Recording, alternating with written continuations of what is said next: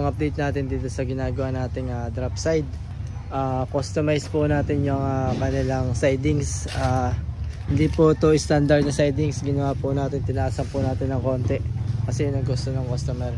Kaya mas maganda po yung pinapabrigate natin para susunod yung gusto ng customer, kung anong taas, kung anong haba at kung anong lapad ang gusto niya. Ang standard po nito ay pantay ulo lang. Ginawa po natin tong nilabas po natin ng konti, pinalapad.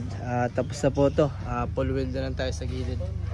Tapos na po natin i-full weld itong ating ginawa dito sa labas. Nalagyan din natin siya ng ng hook breaker. Yan, pogi. Ito yung may-ari, si Bossing. Solid. Solid daw, solid. Solid ang sidings ito. 2mm ang sidings, sobrang kapal. Si Bossing nag-contact sa atin para sa fabrication ng 10 feet niya. Boss, ano masasabi mo sa iyong truck?